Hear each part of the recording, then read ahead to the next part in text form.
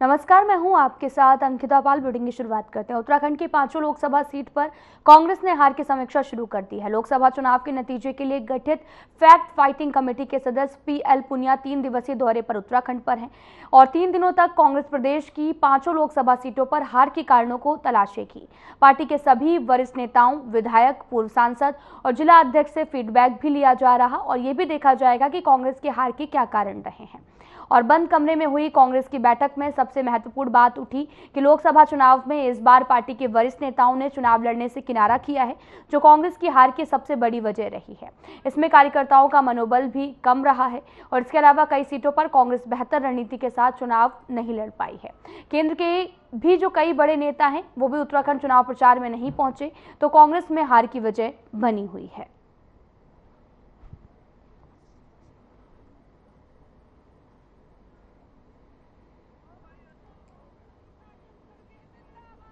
ये सामान्य से देखिए, हर पार्टी जो भी राजनीतिक पार्टी है, जब कोई चुनाव होता है, लोकसभा हो, विधानसभा हो, तो उसकी समीक्षा करती है। और विशेष करके क्योंकि उत्तराखंड में हम 5 सीटें हारे हैं, जब पूरे देश के अंदर इंडिया गठबंधन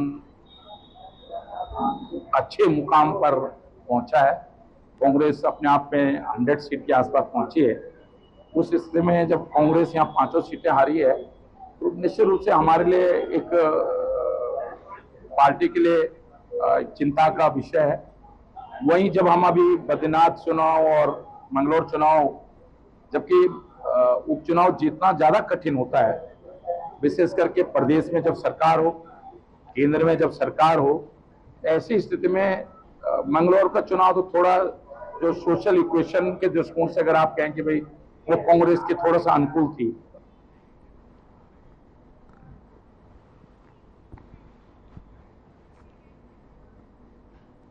कोटद्वार कोतवाली क्षेत्र के आम पड़ाव में उस समय हड़कंप मच गया जब 45 साल की एक महिला के बड़े बेटे ने चाकू मारकर हत्या कर दी है। घटना की सूचना मिलते ही मौके पर पहुंची पुलिस ने शव को कब्जे में लेकर पोस्टमार्टम के लिए भेज दिया है। बताया यह भी जा रहा है कि मामूली विवाद में इस घटना को अंजाम देने के बाद आरोपी मौके से फरार हो गए हैं, जिसकी गिरफ्तारी की पुलिस भी कोशिश कर रही है। बेस अस्पताल के सीएमएस डॉक्टर विजयेश भारद्वाज ने भी बताया कि महिला के शरीर पर चोटों के निशान हैं।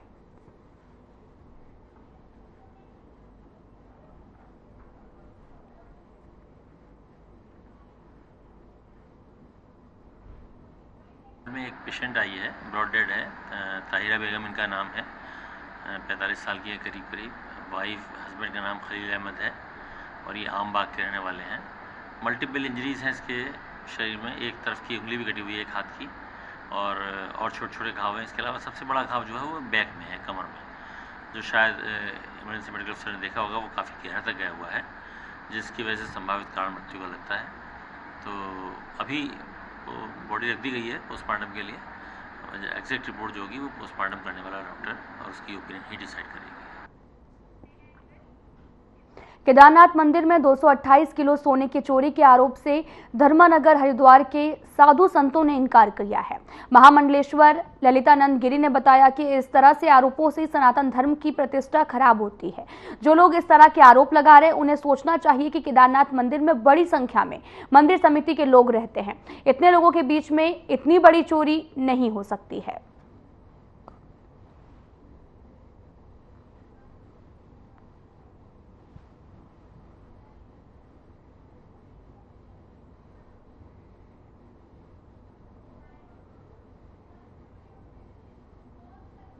पहले तो इतने बड़े महापुरुषों को इस चक्कर में पड़ना नहीं चाहिए और बिना सोचे समझे, बिना तथ्य को जाने, बिना पूछे, वहाँ से बिना तसल्ली करे ये बातें नहीं होनी नहीं चाहिए।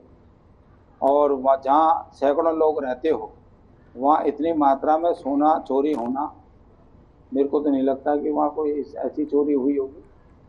थोड़ा बहुत हो सकता है, लेकिन बिना सोचे समझे ये बातें करना ये ठीक नहीं। इसका संदेश बहुत गलत जाता है और इसको राजनीतिक रंग देना, किसी के बहकाए में आकर के, प्रभाव में आके इस तरह के बयान देना, ये शोभा माननीय है, हमारी समझ से परे है। इससे हमारे सनातन धर्म की प्रतिष्ठा गिरती है। हमारे जो पुजारी लोग हैं वहाँ, उनकी प्रतिष्ठा गिरती है। और जो भी मैनेजमेंट है, इतना बड़ा मैनेजमेंट है, तो उनसे पूछना चाहिए, उनको वहाँ की व्यवस्था से पूछना चाहिए था भाई क्या मामला है।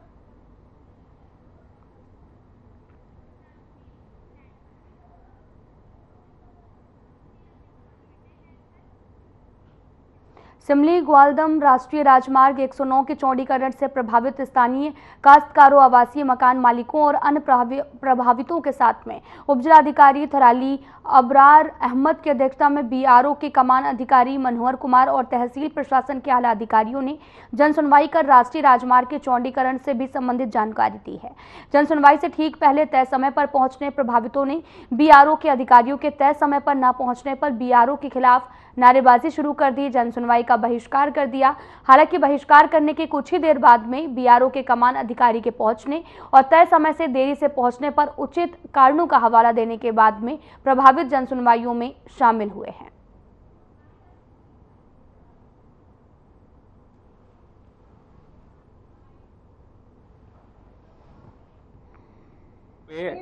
जो जितनी सड़क कटी हुई है उतना ही रहेगी और इसमें प्रोटेक्शन वर्क होंगे।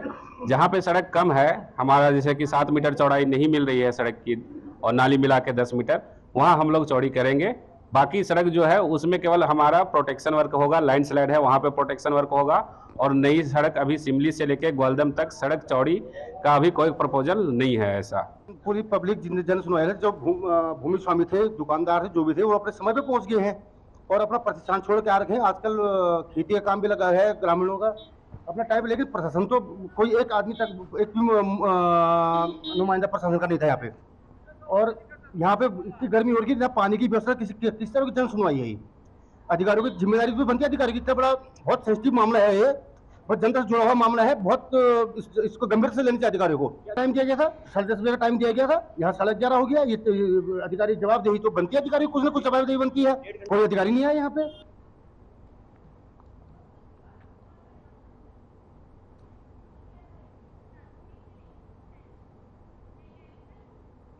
वन पंचायत संघर्ष मोर्चा, समाजवादी लोक मंच और किसान संघर्ष समिति ने उच्च स्तरीय जांच की मांग की है। उन्होंने वन क्षेत्र और साथ ही आरक्षित वन क्षेत्र में अवैध तरीके से लकड़ी काटे जाने के मामले में वन विभाग के अधिकारियों और कर्मचारियों की संलिप्तता को लेकर जांच की मांग की है।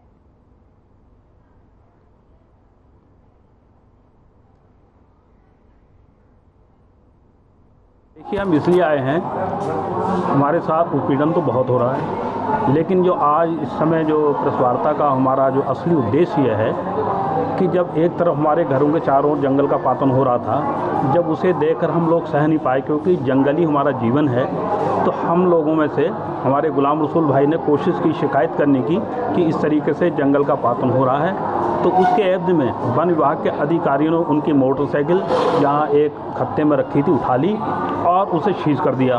बोला या तो आप समझौता करो, इस तरह की शिकायत नहीं करोगे, और इस तरह की शिकायत करोगे तो आपकी गाड़ी जो को सीज किया जाएगा, आप लोगों के ऊपर मुकदमे लगा दिए जाएंगे। देखिए, यहाँ पर आज तो केवल 2 ही वन प्रभाग का तराई पूर्वी और तराई पश्चिमी से वन गुजर यहाँ पर मौजूद हैं और चुने हुए वन गुजर मौजूद हैं, क्योंकि कल ही जो घटना अभी यहाँ पर सामने आई थी, लेकिन इससे पहले जो तराई पश्चिमी वन प्रभाग है उसके भीतर भी बिल्कुल इसी तरीके की घटना हुई। वहाँ भी वन तस्करों ने लकड़ी काटी, बहुत कीमती लकड़ी काटी, जिसके सारे प्रमाण हमारे पास मौजूद हैं। जिसमें जंगल के भीतर बड़ी मात्रा में तस्करों ने कीमती जो लकड़ियां हैं उनको काटने का काम किया। उसकी शिकायत जो है रंसाली रेंज के अधिकारियों से वन गुजरों ने की, तो वन गुजरों ने तस्करों के खिलाफ कार्रवाई करने की जगह जो शिकायतकर्ता वन गुजर थे गुलाम रसूल, उनकी मोटरसाइकिल सीज कर दी और उनसे कहा कि तुम इस पूरे मामले को ख़त्म करो, नहीं तो हम तुम्हें फर्जी मुकदमे में फंसा देंगे। पौड़ी जिले के बीरोखाल ब्लॉक में जंगली मशरूम का सेवन करने से 8 लोगों की जो है तबीयत बिगड़ गई है और जिन्हें आनन फानन में सामुदायिक स्वास्थ्य केंद्र बीरोखाल में भर्ती कराया गया। दरअसल फरसबाड़ी क्षेत्र में मजदूरी कर रहे मजदूर जंगल से जंगली मशरूम तोड़कर लाए, नाश्ते में मशरूम का सेवन किया। जंगली मशरूम का सेवन करने के बाद में मजदूरों को पेट में दर्द, उल्टी, सिरदर्द की शिकायत होने लगी, जिसके बाद उन्हें अस्पताल में भर्ती कराया गया।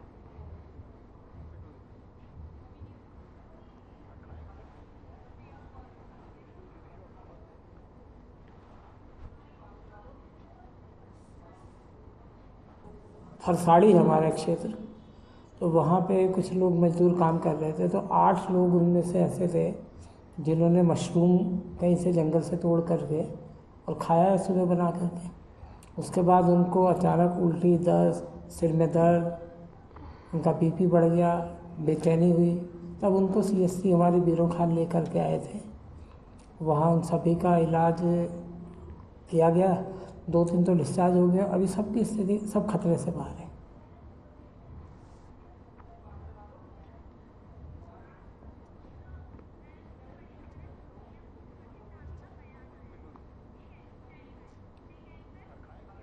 देहरादून से बड़ी खबर आ रही है इस वक्त की। बड़ी खबर देहरादून से, जहां पर सीएम धामी का बड़ा बयान सामने आया है। बड़ी खबर इस वक्त की टीवी स्क्रीन पर, सीएम पुष्कर सिंह धामी का बड़ा बयान, जहां पर उत्तराखंड के लिए आज का दिन बड़ा महत्वपूर्ण है। जल, जंगल, जमीन, वायु का सूचांक हुआ जारी। हम पर्यावरण के क्षेत्र में दे रहे दुनिया को दिशा। ज्ञान विज्ञान में उत्तराखंड आगे बढ़ रहा। हिम ग्लेशियर, शुद्ध वायु उत्तराखंड में 100%। नीति आयोग के इंडेक्स में पहले स्थान पर उत्तराखंड, विकास में बढ़ रहा तेजी से आगे।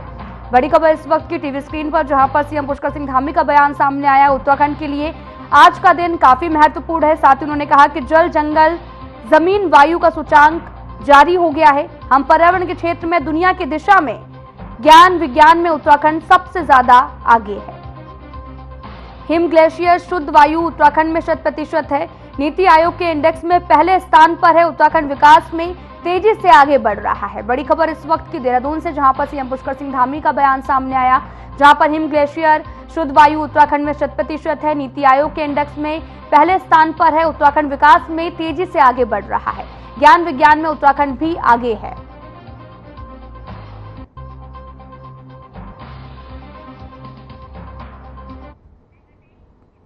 हल्द्वानी में पुलिस प्रशासन द्वारा सम्मान समारोह आयोजित किया गया, जिसमें लोकसभा चुनाव और कैची धाम मेले के सफल आयोजन में अपना योगदान देने वाले पुलिसकर्मियों को सम्मानित किया गया है। इस दौरान कुमायूं कमिश्नर दीपक रावत, डीआईजी योगेंद्र सिंह रावत और वरिष्ठ पुलिस अधीक्षक प्रहलाद नारायण मीणा भी मौजूद रहे। साथ ही सम्मान समारोह में लोक गायक इंदर आर्य द्वारा सांस्कृतिक कार्यक्रम भी प्रस्तुत किए गए हैं।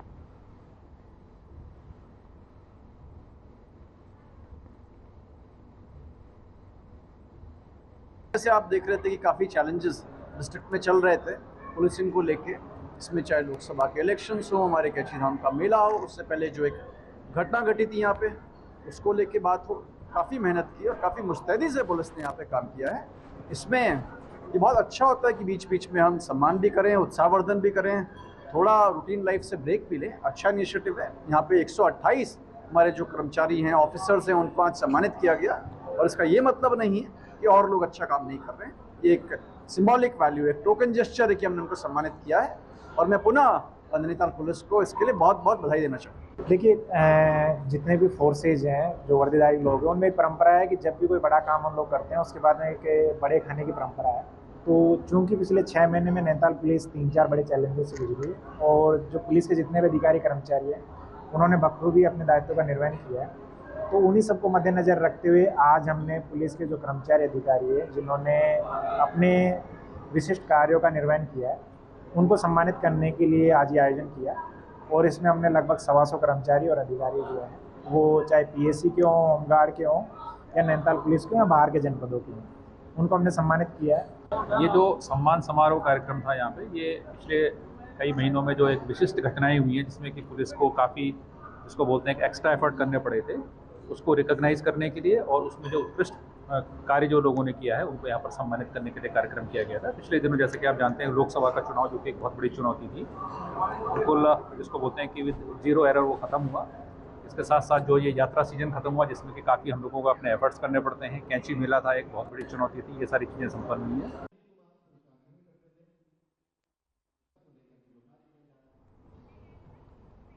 फिलहाल यहाँ रुकते हैं एक छोटे से ब्रेक के लिए।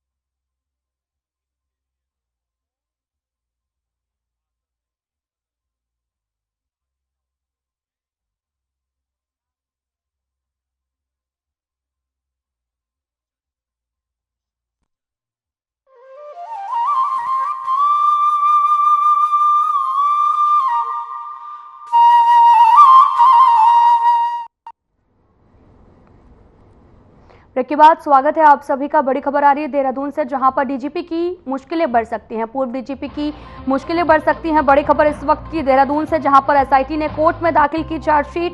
पूर्व डीजीपी बीएस सिद्धू के खिलाफ चार्जशीट दायर की गई है। भूमि फर्जीवाड़ा, अवैध पेड़ कटान का ये पूरा मामला। देहरादून से बड़ी खबर, जहां पर पूर्व डीजीपी की मुश्किलें बढ़ सकती हैं। एसआईटी ने कोर्ट में चार्जशीट भी दाखिल की है। पूर्व डीजीपी बीएस सिद्धू के खिलाफ ये चार्जशीट दाखिल की गई है। भूमि फर्जीवाड़ा, अवैध पेड़ का कटान का ये पूरा मामला बताया जा रहा है, जिस दौरान डीजीपी की मुश्किलें भी बढ़ सकती हैं। एसआईटी ने कोर्ट में दाखिल की है चार्जशीट। पूर्व डीजीपी की मुश्किलें अब बढ़ सकती हैं। एसआईटी ने कोर्ट में चार्जशीट दाखिल की है। पूर्व डीजीपी बीएस सिद्धू के खिलाफ चार्जशीट दायर की गई है।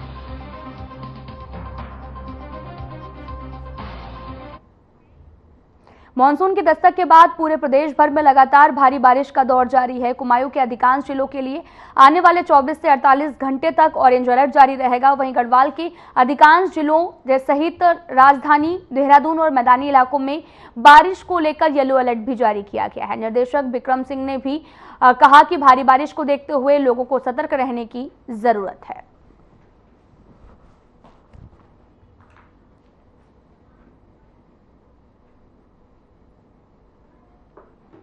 कई जिलों में ऑरेंज अलर्ट को जारी किया गया है और साथ ही आपको बताते चले कि मौसम विभाग ने बड़ा अपडेट दिया है। दरअसल मूसलाधार बारिश होने की संभावना जताई है। 48 घंटे तक बारिश लगातार होगी। अगर जरूरी हो तभी घर से बाहर निकलें। और साथ ही मौसम विभाग ने ऑरेंज अलर्ट भी जारी किया है। मौसम विभाग ने ये बड़ा अपडेट दिया है, जहां पर देहरादून में लगातार 48 घंटे तक बारिश होगी, जिसको लेकर पूर्वानुमान जारी किया गया है। तो वहीं सुबह से भी बारिश का दौर जारी है।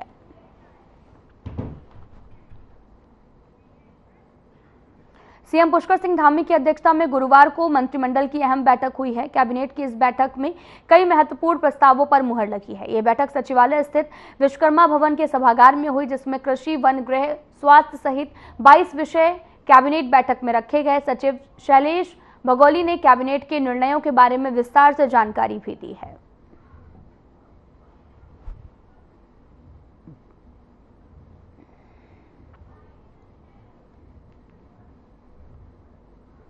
इसके अलावा अगला मद ये भी कार्मिक विभाग का मद था। तो पहले जो हमारी सरकारी सेवक ज्येष्ठता नियमावली 2002 थी, उसमें जो प्रमोशन के और सीधी भर्ती के मामले जब आते थे, तो उसमें जो नियमावली में एक व्यवस्था थी कि एक चयन शब्द लिखा हुआ था उसमें, तो उसको आज स्पष्ट करते हुए एक चयन वर्ष उसको किया गया, ताकि किसी कंफ्यूजन की स्थिति न रहे।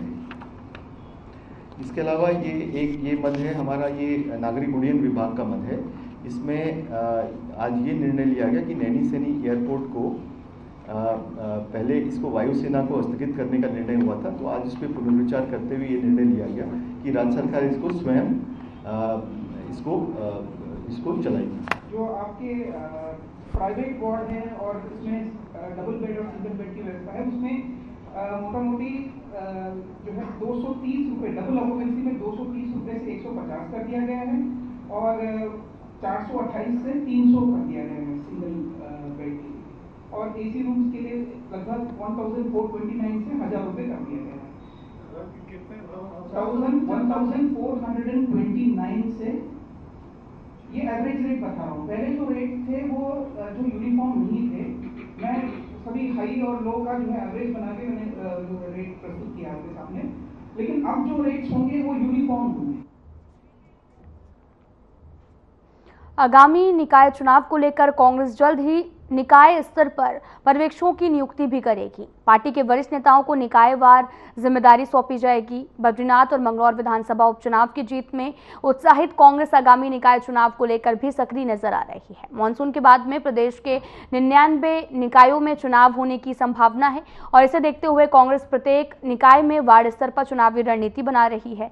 वहीं नगर निगमों में भी चुनाव के लिए पार्टी के पूर्व मंत्रियों, विधायकों, विधानसभा और लोकसभा चुनाव में प्रत्याशी रहे नेताओं को पर्यवेक्षक के रूप में जिम्मेदारी दी जाएगी, जबकि नगर पंचायत और नगर पालिकाओं में पूर्व विधायकों, पार्टी पदाधिकारियों को पर्यवेक्षक बनाया जाएगा। कांग्रेस का प्रदेश अध्यक्ष करण माहरा ने बताया कि निकाय चुनाव की रणनीति बनाई जा रही है और जल्द ही प्रदेश के सभी निकायों में पर्यवेक्षकों की नियुक्ति भी की जाएगी।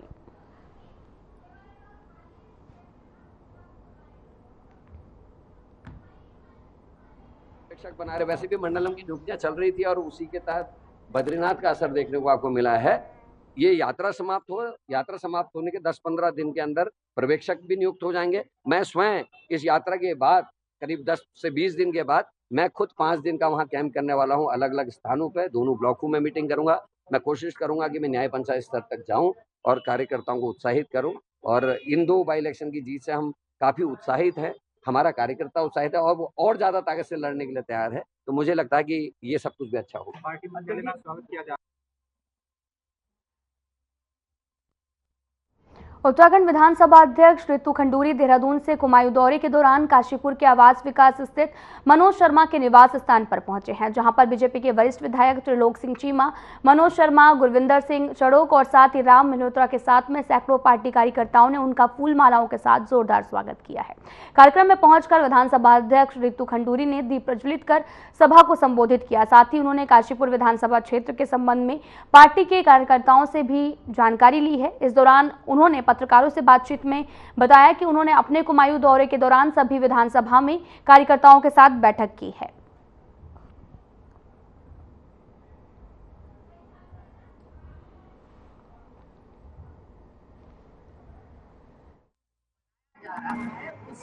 इस तरह से हम और जनता के बीच में लेकर आ सके, इस पर मैं आज इस बार जोर पे दी। मैंने शुरुआत अपनी कॉन्स्टिट्यूंसी कोटवार से की, जहाँ 16 तारीख को हमने भव्य कार्यक्रम किया, जिसमें हमने सारे ही डिपार्टमेंट्स को इन्वॉल्व किया और एक अच्छा कार्यक्रम वहाँ हुआ। इसके बाद मैं आज पहले पहुँची जसपुर, वहाँ पर मैंने पेड़ लगाए और साथ ही साथ वहाँ पर भी लगाए। लोगों के बीच में हूँ, लोगों के साथ बैठ के बहुत आनंद भी आ रहा है, अच्छा भी लग रहा है। हमारे कुछ कार्यकर्ता बने हुए हैं, उनके साथ बैठ के बहुत अच्छा लग रहा है। इसीलिए मैं निकली हूँ कि बताएं लोगों को कि हमें इस वक्त अपने पर्यावरण को बचाने के लिए क्या क्या करना है।